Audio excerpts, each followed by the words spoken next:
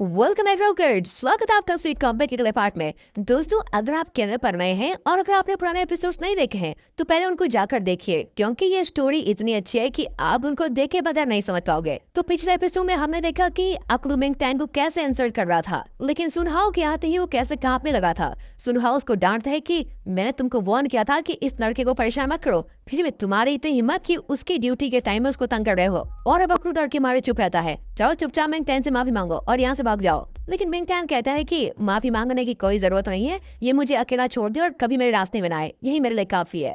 अब सुनहाओ से डरकर अक्लू कहता है कि अब मैं तुम्हारे रास्ते में कभी नहीं आऊंगा, और ये कहकर वो चला जाता है। सुनहाओ मिंगटैन से माफी मांगता है कि मैंने अपने स्टूडेंट को अच्छा बर्ताव करना नहीं सिखाया, लेकिन अब मैं उसकी अच्छे से क्लास लूंगा और वो कभी किसी से इस तरह रौब से बात नहीं करेगा। और मिंगटैन को अब तसल्ली होती है कि चलो अब इसे छुटकारा मिल गया। तब मियाँ सुनहाओ से पूछती है कि तुम यहाँ पर क्या कर रहे हो, तुम्हारा कॉलेज तो यहाँ ही नहीं। और तभी जाओ में गर्दन पर खुजलाती वहाँ पर आती है। एक्चुअली उसे यहाँ छोड़ने के लिए ही सुनहाओ यहाँ आया होता है। फिर जाओ में को यहाँ छोड़कर सुनहाओ चला जाता है। फिर होटल का क्लोजिंग टाइम आता है। मिया और जाओ में मिंगटैन को उसके घर ड्रॉप करने जाते हैं, लेकिन घर पर फेंग्यू को देखकर तीनों चौंक जाते हैं। दरअसल दोनों नटखट बच्चों ने फेंग्यू को अपने घर बुलाया होता है और फिर सब मिलकर डिनर करने बैठते हैं। और खाने में वही हॉट डॉग होते हैं जिन्हें मिंगटैन और फेंग्यू ने मिलकर जीता था। मिया मिंगटैन से पूछती है कि इतने सारे हॉट डॉग्स के पैसे कहाँ से आए। और तब मिंगटैन और फेंग्यू एक दूसरे को ताकने लगते हैं। छोटू कहने जाता है कि ये सब तो हमने गेम में खेलकर जीता है, लेकिन मिंगटैन तभी उसके मुंह में हॉट डॉग दबा देता है। लेकिन जाओमी और मिया को ऑलरेडी शक हो जाता है कि फेंग्यू और मिंगटैन ने साथ मिलकर ही इनको जीता होगा। अब मिया छोटू से फिर पूछती है, लेकिन फिर उसके मुंह में हॉट डॉग दबाकर उसको चुप करा दिया जाता है। फिर डिनर करके सभी मिंगटैन और बच्चों को बाय कहकर चले जाते हैं। तभी मिंगटैन देखता है कि फेंग्यू अपनी बोतल भूल गई है। मिया जल्दी चले जाती है, लेकिन जाओमी और फेंग्यू धीरे चल रहे होते हैं। जाओमी कहती है कि आजकल तुम्हारा बिहेवियर मुझे अजीब लग रहा है, तुम हमारे साथ कॉलेज कैंटीन में कभी नहीं आती थी, लेकिन आजकल मिंगटैन के साथ कैंटीन में बैठकर लंच भी करती हो। वाह, हमें देखकर तो कभी हंसती में आई थी, लेकिन मिंगटैन को देखकर तो हंस के बातें भी करती हो। कुछ है क्या तुम्हारे बीच में? और अपने घर से तुम कभी बाहर नहीं निकलती थी, लेकिन अब देखो मिंगटैन के घर तक आ पहुंची।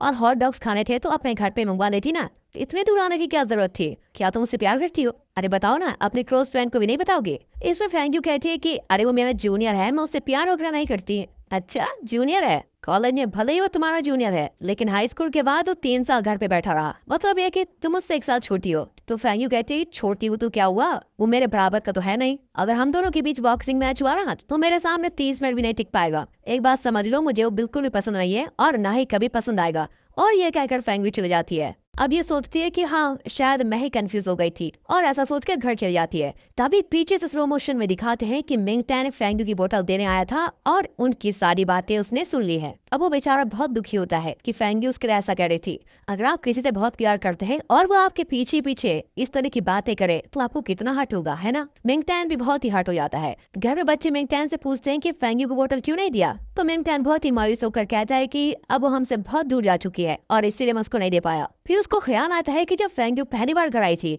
तो इस घर को अजीब तरीके से देख रही थी। इतना ही नहीं, उसने चाय पीने से भी मना कर दिया था, शायद इसीलिए वो अपनी बोतल में ड्रिंक लेकर आई थी। और इस तरह ऐसा सोचकर वो बहुत ही बुरा फील कर रहा होता है।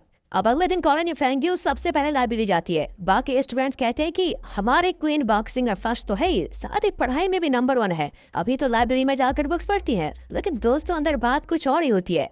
प्यार कैसे करना चाहिए, क्या मुझे प्यार हो गया है, प्यार के साइड इफेक्ट्स क्या है? फेंग्यू ऐसी बुक्स चुनकर अपना जनरल नॉलेज को बढ़ा रही होती है। अब वो सोचने लगती है कि मिंगटैन से मैं अटैक क्यों हो रही हूँ, और फिर लव से रिलेटेड कुछ बुक्स उठाकर वो चुपचाप पढ़ने लगती है। तभी एंड वक्त पर मिंगटैन वहाँ पर आता है। उसको अचानक देखते ही फेंग्यू चिढ़ा देती है और नर्वस होकर बुक छुपा लेती है। फिर वो कहती है मैं एक इम्पोर्टेंट रिपोर्ट लिख रही थी, तुम्हें क्या चाहिए बताओ जल्दी।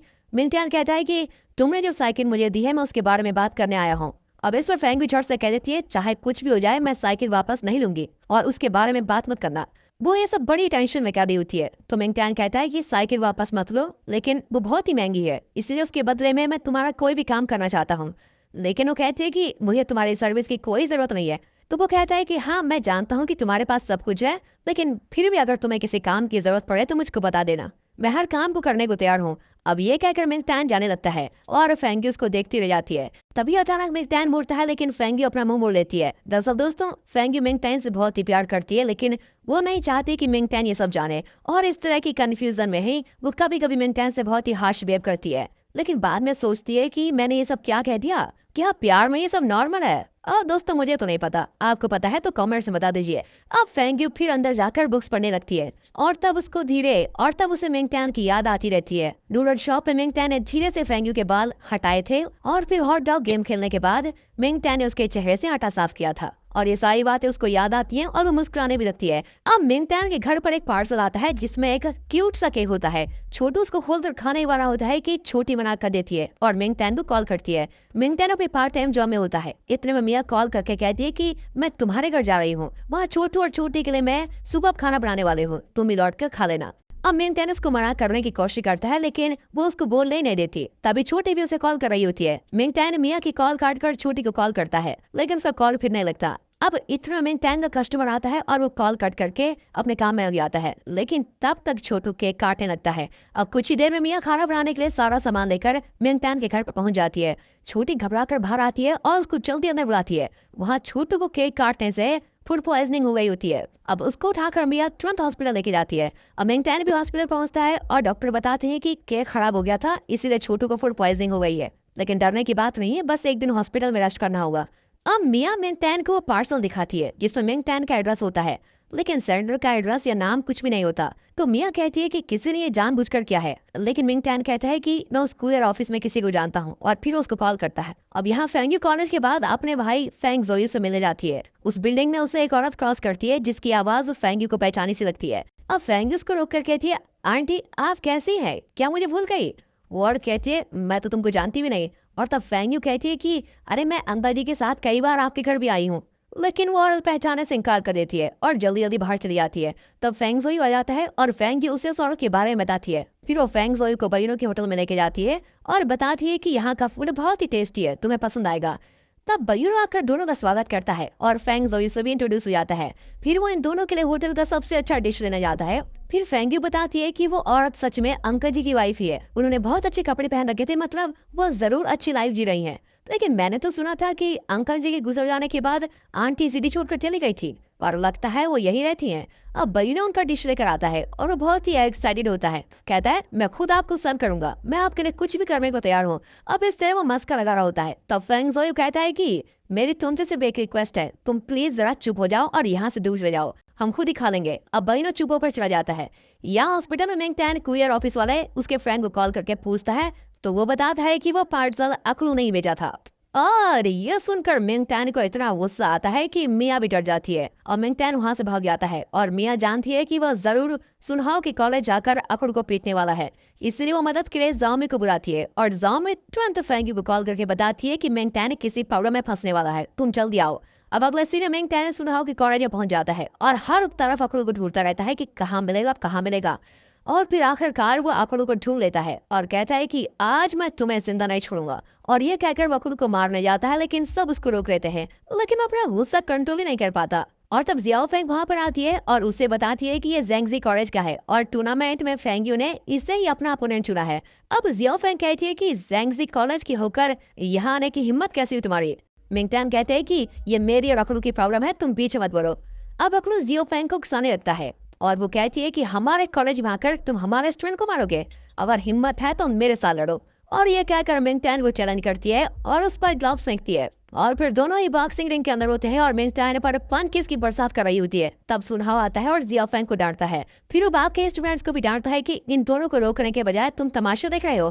फिर वो मिंग टैन से पूछता है कि अरे तुम यहाँ पर क्यों आए हो? तो मिंग टैन उसे सब कुछ बता देता है और कहता है कि अकलू की वजह से मेरा भाई हॉस्पिटल में है, लेकिन अकलू झूठ बोलता है कि मैंने ऐसा कुछ भी नहीं किया। अब सुनहाओ प्रॉमिस करता है कि वह इस बारे में पता जरूर लगाएगा और सब कुछ सबके सामने लेकर आएगा। आगे कहता है कि अगर मुझे पता चला कि अकलू ने यह किया है तो उसके खैर नहीं।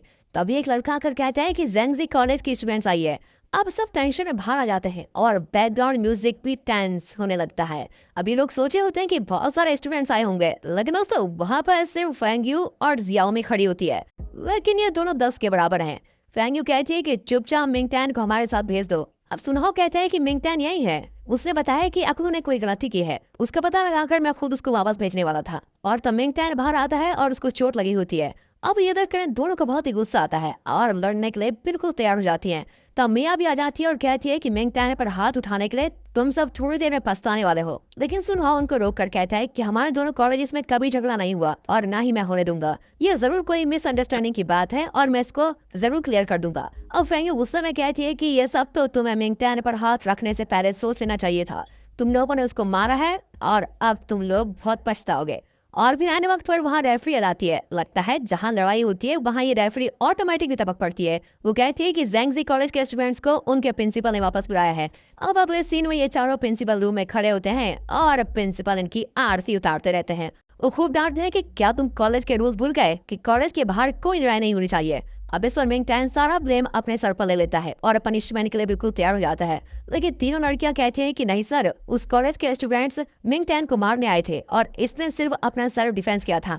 अच्छा, तो ये खुद उनके कॉलेज के अंदर घुस गया और फिर इसने अपना सेल्फ डिफेंस भी कर लिया है। ये तोता मैना वाली कहानी ना किसी और को सुनाना, समझे। ये उनकी कॉलेज के अंदर गया क्यों था और इसने कॉलेज के रूल्स तोड़े हैं और इसको पनिशमेंट तो जरूर मिलेगी।